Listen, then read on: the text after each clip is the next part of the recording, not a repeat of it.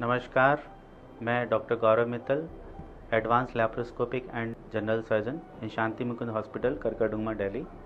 आज हम बात अपेंडिक्स की करेंगे कि अपेंडिक्स कहाँ होता है, अपेंडिक्स का पेन होता है तो किस तरीके से उसका प्रेजेंटेशन होता है, क्या क्या सिम्टम्स होते हैं और हमें अपेंडिक्स का पेन होने पर क्या करना चाहिए।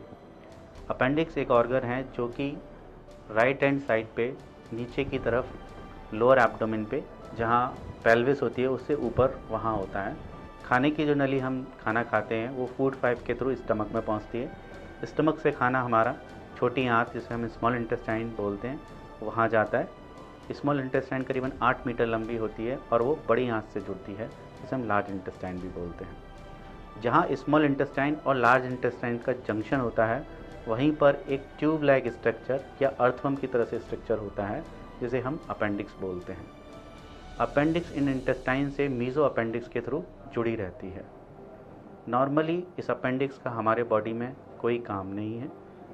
इसका काम सिर्फ जानवरों में होता है, जो कि भोजन पचाने में सहायक होता है। इस अपेंडिक्स में अगर इन्फेक्शन हो जाता है तो ये तरह तरह की बीमारियां हमें दे सकता है। जब भी अपेंडिक्स में इन्फेक्शन होती है तो पेशेंट को, मरीज को बहुत दर्द होता है, नौजिया, घबराहट, उल्टी जैसा लगता है, कमजोरी हो सकती है, बुखार आ सकता है। पेशेंट को कभी कभी बहुत तेज़ दर्द होता है, इतना दर्द कि इंजेक्शन इंट्रामस्कुलर और आईवी नस में भी इंजेक्शन लेने से दर्द नहीं जाता है। इसका जानकारी के लिए और इसके इलाज के लिए जब भी ऐसा दर्द हो, हमें अच्छे हॉस्पिटल में पहुंच करके वहां सर्जन को दिखाना चाहिए। सर्जन जब आपको क्लिनिकली एग्जामिन करता है, आपको पेट को चेक करता है लिटा करके काउच पर, सर्जन का हाथ जब एग्जामिन करता है आपको, और राइट हैंड साइड पे लोअर एब्डोमेन में जब वो हाथ लगाता है और आपको दर्द होता है तो इसे टेंडरनेस बोलते हैं। जब वो दर्द का प्रेशर, जो हाथ का प्रेशर उस पर कंटिन्यूस प्रेस करके रखता है और आपको पेन हो रहा है और अचानक से यदि वो हाथ हटा देता है, तब पेन आपका बढ़ जाता है, इसे रिबाउंड टेंडरनेस बोलते हैं। अगर ये सिम्टम्स आपको हैं, ये साइन अगर आपको हैं, तो पक्का आपको अपेंडिक्स की ही शिकायत है। कुछ केसेस में अपेंडिक्स को डायग्नोज करना सिर्फ हाथ से मुश्किल होता है, स्पेशली इन फीमेल्स। महिलाओं में इस जगह पर जहाँ अपेंडिक्स होता है, वहाँ पर जो बच्चे की नाल होती है, ट्यूब्स और ओवरीज रहती हैं, अंडेदानी और ट्यूब कहते हैं उसे, वो वहाँ रहती है। उनकी पैथोलॉजी, उनकी बीमारियाँ भी इसी एरिया में इस तरह से प्रेजेंट कर सकती हैं। इनको अलग अलग करने के लिए, इनकी जानकारी के लिए हमें अल्ट्रासाउंड एक बहुत मददगार टूल है।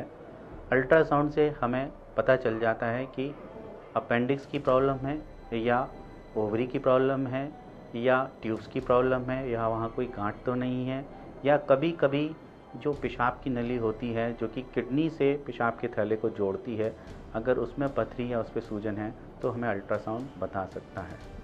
बट अल्ट्रासाउंड में ज़रूरी नहीं है कि अपेंडिक्स की प्रॉब्लम वहाँ दिखाई दे जाए। कुछ केसेस में अल्ट्रासाउंड हमें हेल्प नहीं कर पाता है, कुछ केसेस में अपेंडिक्स दिखाई दे जाती है। अगर फिर भी हमें डाउट है सर्जन के एग्जामिनेशन के बाद या अल्ट्रासाउंड पे, तो हमारी मदद उसमें सीटी स्कैन कर सकता है, जिसमें कि एक सीटी मशीन के अंदर पेशेंट को दवा खिलाने के बाद उसका एग्जामिनेशन किया जाता है, उसकी फिल्म ली जाती है, जिसमें कि पूरा इंटेस्टाइन का स्ट्रक्चर दिखाई देता है, अपेंडिक्स दिखाई देती है, अपेंडिक्स कितनी सूजी है, अपेंडिक्स के चारों तरफ पानी है या नहीं है, वो सब दिखाई देता है। अपेंडिक्स में जब भी बार बार इन्फेक्शन, बार बार इस तरीके के सिम्टम्स होते हैं, तो अपेंडिक्स आसपास के स्ट्रक्चर जैसे कि छोटी आंत और बड़ी आंत या पेशाब की थैली या पेशाब के स्ट्रक्चर से जुड़ सकती है। जब ऐसे जुड़ जाती है तो अपेंडिक्स को निकालना थोड़ा सा मुश्किल हो जाता है। इसीलिए इन सिम्टम्स को बार बार रिपीट ना होने दें। यदि अपेंडिक्स के सिम्टम्स हैं तो डॉक्टर से जाकर के, सर्जन से जाकर के मिलें और इसका आगे का इलाज कराएं। छोटा मोटा इन्फेक्शन है, दवाइयों से सेटल हो सकता है, बट ये इन्फेक्शन कभी भी बड़ा रूप धारण कर सकता है और आपको ऑपरेशन की आवश्यकता पड़ सकती है, क्योंकि अपेंडिक्स के केस में गोल्ड स्टैंडर्ड ट्रीटमेंट अपेंडिक्स का रिमूवल ही है, जो कि हम दूरबीन से आजकल करते हैं। अपेंडिक्स के ऑपरेशन में जो पहले के ज़माने में करते थे, वो एक चीरा लगा करके करते थे, जो कि राइट हैंड साइड पे लोअर एब्डोमेन में 3 से 4 इंच का इंसिजन रहता था। वहाँ से जाकर के अपेंडिक्स को आइडेंटिफाई करते थे, उसके जो मीज़ो अपेंडिक्स हैं जिससे वो अपेंडिक्स अटैच है उसको काटते थे और अपेंडिक्स को बाहर निकालते थे। बट यही विधि अब लैप्रोस्कोपी विधि से होती है, दूरबीन से या लेज़र से जिसे हम बोलते हैं, जिसमें कि छोटे छोटे इंसीजन रहते हैं। एक इंसीजन नाभि के पास रहता है, 2 इंसीजन पेट में नीचे की तरफ रहते हैं, 5 मिलीमीटर के स्कार रहते हैं।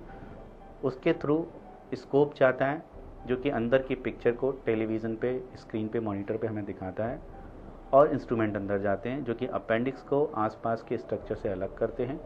मीज़ो अपेंडिक्स जो कि अटैच रहती है उसको हम डिटैच करते हैं और अपेंडिक्स के बेस को धागे से बांध करके उसको सेपरेट करके बाहर निकाल देते हैं। अगर अपेंडिक्स चारों तरफ से चिपकी है तो ये ऑपरेशन रिस्की हो सकता है।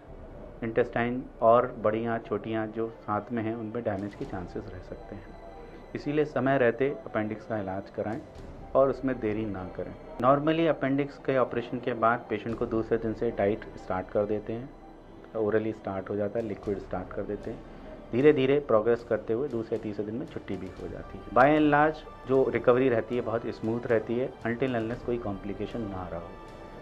अगर कोई कॉम्प्लिकेशन होता है इन द फॉर्म ऑफ कि अगर कोई इंटेस्टाइन में कुछ इंजरी है या अपेंडिक्स की कंडीशन इतनी ख़राब है कि वहाँ पस पड़ा हुआ है, तो उस केस में वहाँ पर पेशेंट को फीवर होना, इंटेस्टाइन के मूवमेंट्स का ना आना, इन्फेक्शन के रूप में TLC काउंट का ब्लड में जांच कराएं उसका बढ़ना, ये सब मिलता है। इस केस में अगर हम रिपीट अल्ट्रासाउंड कराएंगे तो हम इसको आइडेंटिफाई कर सकते हैं और साथ साथ जो भी प्रॉब्लम है उसका निदान कर सकते हैं। नॉर्मली ऑपरेशन के बाद 7 दिन बाद टाँके कट जाते हैं, पेशेंट इस प्रॉब्लम से हमेशा के लिए निजात ले लेता है। अपेंडिक्स को ज़रूर बायोप्सी के लिए भेजें। बायोप्सी पे बहुत कम केसेस हैं बट कुछ केसेस में कैंसर की संभावना भी रहती है, इसीलिए ऑपरेशन के बाद अपेंडिक्स को जांच के लिए भेजना बहुत ज़रूरी है। नॉर्मली पेशेंट 2 से 3 दिन बाद छुट्टी होने के बाद अपनी नॉर्मल रूटीन एक्टिविटी सारी कर सकता है, जिसका होम बेस्ड वर्क है वो भी कर सकता है। अगर he is quite comfortable then he can join his duties also. Appendix का ऑपरेशन सरल है, आसान है और समय रहते अगर इसका इलाज कराया तो इलाज 100% है, विदाउट एनी कॉम्प्लिकेशन और रिस्क है। केवल दवाइयों से इसके रिस्क को और कॉम्प्लिकेशन रेट को बढ़ने ना दें और इसका सही समय पर जाकर के ऑपरेशन कराएं।